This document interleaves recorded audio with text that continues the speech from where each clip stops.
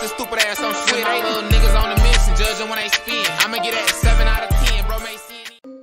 Dans cette nouvelle série de vidéos, je vais vous parler des morts les plus terrifiantes, horrifiques ou encore macabres dans la guerre des gangs à Chicago.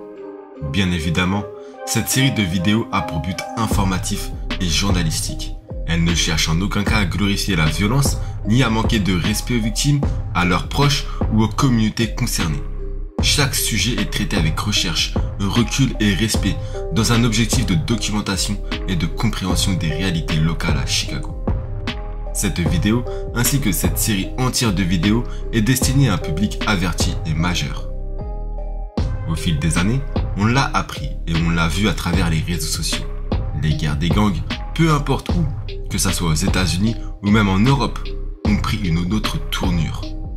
Drogue, argent, armes, peu importe, quand vous êtes lié à un domaine dans l'illégalité, votre futur s'assombrit.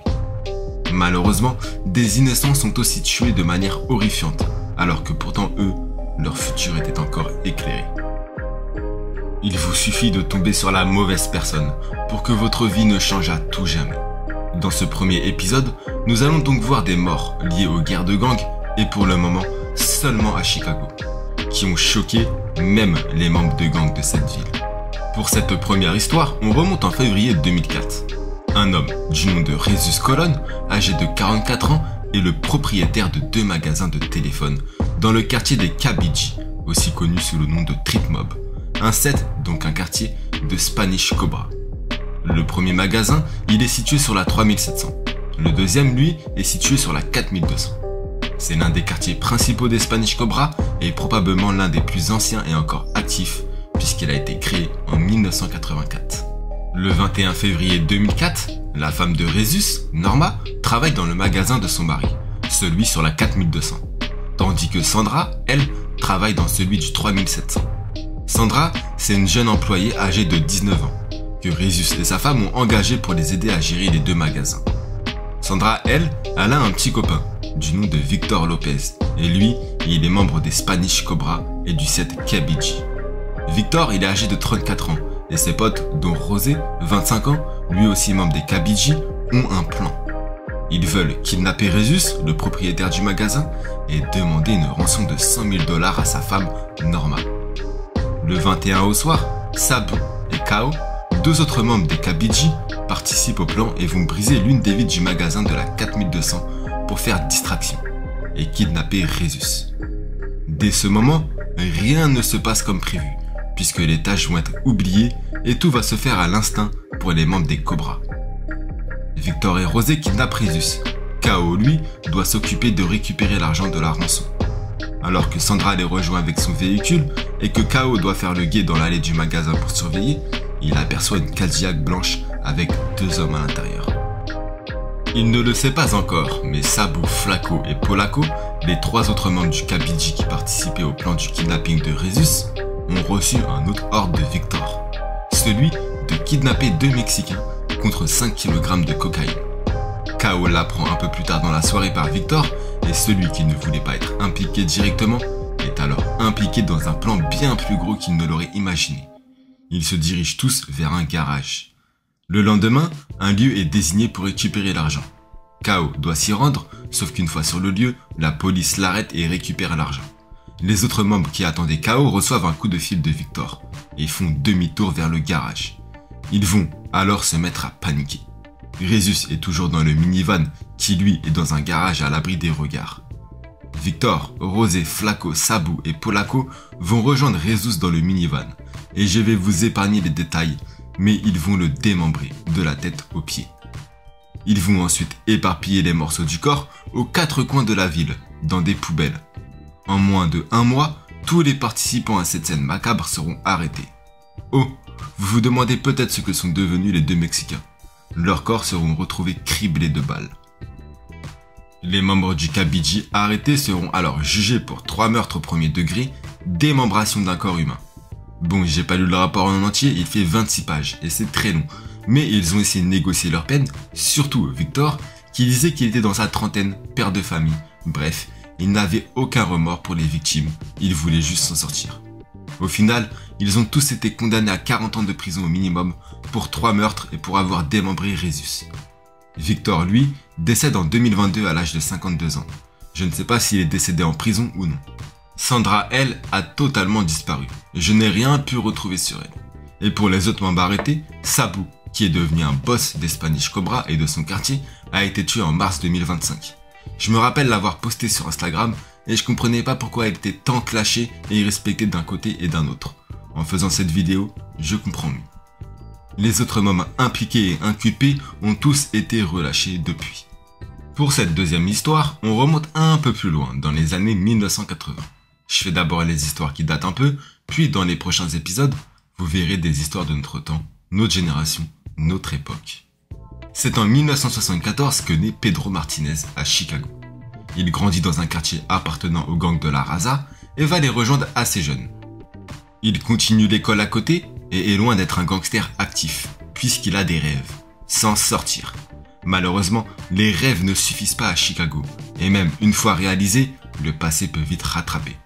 En 1989, Pedro marche tranquillement et tombe sur Xavier, un enfant comme lui, mais lui, membre des Latin Kings. Mais ça, Pedro ne le sait pas. Et Xavier lui parle, vous savez, comme pour devenir votre ami, mais avec une idée derrière la tête. Il marche donc, et Xavier lui dit de le suivre dans un bâtiment abandonné, droit dans le quartier du Mazzy World, un quartier de Latin Kings, et donc rival de Pedro. Mais Pedro, lui, il n'a pas vraiment de raison de s'inquiéter. Il entre donc avec Xavier dans le bâtiment, quand plusieurs jeunes membres Latin Kings sortent de nulle part et frappent Pedro pendant de très longues minutes, au point qu'il est inconscient. Ils finissent par lui arracher les yeux à la main, le laissant pour mort pendant des jours dans ce même bâtiment abandonné, dans le quartier du Mazzy World. Le bâtiment étant abandonné depuis des années et la nature ayant repris ses droits dessus, il faudra un feu criminel dans ce même bâtiment pour qu'un pompier tombe par hasard sur le corps sans vie du jeune Pedro le 29 octobre 1989. Robert Denton a été condamné à 40 ans de prison et a depuis été libéré de prison. Xavier Mac El Radbi a été jugé et condamné à 25 ans de prison pour sa participation au meurtre et tout comme Robert, il a été libéré de prison depuis. Xavier a totalement changé de voie, puisqu'il s'est maintenant dévoué à aider les jeunes des quartiers défavorisés de Chicago. Il a écrit un livre, Un meurtrier condamné, devenu le défenseur des jeunes. Dedans, il y raconte son histoire, comment, après avoir vu ses amis tabasser à mort Pedro, il n'est même pas resté sur la scène. Traumatisé et choqué, il court chez lui, à quelques maisons du bâtiment abandonné, et surtout, il s'en veut pour le rôle qu'il a joué dans la mort du jeune Pedro. Il dit avoir trouvé le pardon en essayant de faire comprendre aux jeunes que les gangs ne sont pas une vie, et en essayant de les aider à s'en sortir. Chance qu'il n'a pas eu plus jeune. Et pour terminer cet épisode, nous remontons le 5 août 1999. Nous sommes aux alentours de minuit. Teodoro Baez, aussi connu sous le nom de Mandingo, membre des Satan Disciples, rencontre Juan Estrada pour lui acheter de l'héroïne. Ils se rencontrent à une station essence, près de chez Mandingo, et ce dernier montre la route à Juan et le conduit chez lui.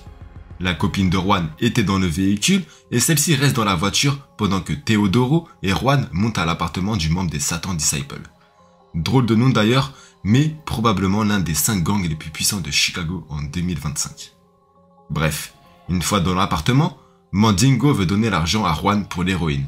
Sauf que Mandingo, il a dû oublier quelque chose, parce que Juan refuse.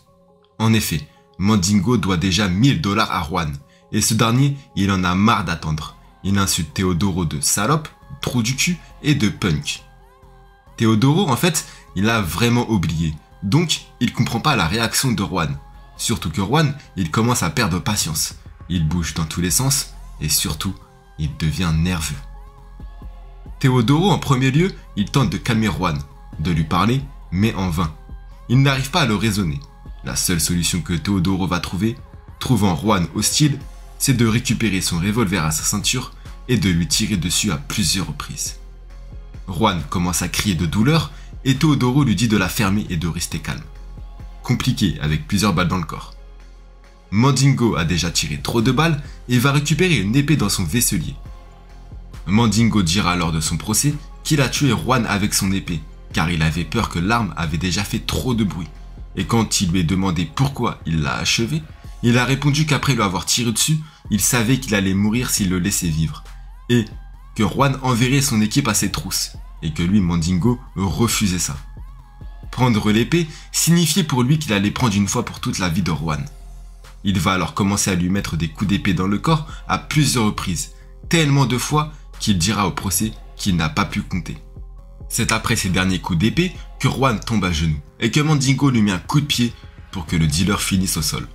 Lorsqu'il pense que Juan est décédé, le membre des Satan Disciples s'arrête et essuie alors le sang de Juan avec des serviettes. Teodoro va dire à la cour que la scène était gore, que Juan avait des coupures à la tête et aux mains puisque Juan avait tenté de se défendre et que son ventre était lacéré. Une fois le sang nettoyé sur lui et dans la pièce, Mandingo s'est fait présentable pour aller voir la copine de Juan, qui elle attend depuis dans le véhicule sans se douter de ce qui s'est passé dans l'appartement de Teodoro. Pour Mandingo, la copine de Juan, Janet, est un témoin parce qu'elle connaît le dernier endroit où Juan a été vu. Mandingo descend donc et parle avec Janet et l'invite à monter chez lui à son tour. Offre qu'elle accepte. Janet se rend dans la salle de bain après avoir demandé l'autorisation à Mandingo et ce dernier lui demande si elle veut prendre un petit verre. Le corps de Juan est dans une autre pièce avec la porte bien fermée comme il faut. Quand Janet sort de la salle de bain et tourne le dos rapidement à Mandingo, ce dernier saisit l'occasion et commence à étrangler Janet au point de la rendre semi-consciente, puis s'est remis à l'étrangler pendant au moins 3 minutes. 3 longues minutes où Janet va réciter des prières dans de petits gémissements et grognements de ce qui est dit par Mandingo lui-même. Voyant que Janet résiste, Mandingo va lui mettre un coup de pied dans le cou, provoquant sa mort. Il traîne ensuite Janet dans la salle de bain et va aller ensuite chercher le corps de Juan et le traîner aussi dans la salle de bain. Il tourne le robinet de la baignoire et fait couler l'eau pour faire écouler le sang. En se retournant, il s'aperçoit que Janet est encore vivante et essaie de réveiller Juan. Mandingo va alors attraper Janet et la jeter dans la baignoire avant de la poignarder à plusieurs reprises. Quelques minutes plus tard, il sort Janet de la baignoire, la déshabille, a mis sa tête dans les toilettes et lui a poignardé le tronc cérébral tout en tirant la chasse d'eau pour permettre au sang de s'évacuer dans la cuve. Une fois assuré que le couple était bien décédé, il leur coupe la tête. Il commence par Janet avec son épée, mais abandonne rapidement, avant d'avoir terminé. Il tente ensuite le bras de Janet, mais arrivé à l'os, il n'y arrive pas. Il abandonne, va chercher une autre arme en laissant les 2 corps dans la salle de bain, et revient avec une scie à métaux. Il reprend alors et découpe Janet, la plaçant dans 2 sacs poubelles. Dans un sac poubelle était le bras, dans l'autre sac, le corps de Janet, démembré. C'est ce dernier sac que Mandingo va prendre et mettre dans son coffre de voiture. Mandingo roule alors dans Chicago à la recherche d'un endroit où jeter le sac. Il va y trouver un parking, s'y arrêter, ouvrir le sac poubelle et jeter le corps démembré de Janet sur le parking. Reprendre son sac poubelle et revenir à son appartement. Une fois à son appartement, Mandingo sort une scie électrique à batterie et démembre Juan. Il va laisser le cou et le bras droit de Juan sur son corps, ne tenant presque plus, et va retirer les jambes de Juan avant de tout mettre dans un sac poubelle et de repartir à la recherche d'un nouvel endroit où jeter le corps. Une fois qu'il avait jeté le corps, il retourne à son appartement, encore, et récupère les derniers membres qu'il avait coupés. Il va alors à la rivière de Chicago et jette les membres restants un par un. Il s'en va et continue son tour de ville pour se débarrasser des sacs restants. Il retourne une dernière fois chez lui pour récupérer les bijoux et les armes ayant servi, dont celles de Juan, à l'exception des épées qui seront envoyées chez le cousin de la petite amie de Mandingo. Il va jeter dans un autre sac poubelle les armes et les bijoux de Juan ainsi que son arme à lui qui a servi. La semaine d'après, des bouts de corps sont retrouvés un peu partout dans la ville, là où Mandingo les avait jetés. Il va très vite se faire remonter et arrêter, et en mars 2004, il est condamné à la peine de mort. Il fait alors appel, mais son appel est refusé, et la date de son exécution aura lieu le 13 septembre 2011. Par chance, ou par miracle, le gouverneur de l'Illinois le gracie lui et 14 autres condamnés le 1er juillet 2011. En 2025, Teodoro est toujours derrière les barreaux, sans possibilité de remise de peine. La vérité, derrière ces 2 meurtres effroyables, est une rivalité interne. En effet, Juan était lui aussi un membre des Satan Disciples, mais d'un autre set, un autre quartier quoi. Mandingo avait peur de Juan, parce que ce dernier essayait de retourner des membres de leur gang contre lui. Il en a alors profité pour le faire disparaître avant que ça ne soit lui qui disparaisse. Donc voilà, 3 histoires pour commencer. C'est surtout pour voir si le sujet vous plaît, si vous voulez d'autres épisodes ou si j'arrête direct. Si ça plaît, sachez que j'ai énormément de contenu à vous proposer et que j'essayerai de faire au moins 2 épisodes par semaine. Donc, dites-moi tout en commentaire et on se retrouve très bientôt pour une histoire cette fois-ci. Allez, prenez soin de vous la famille.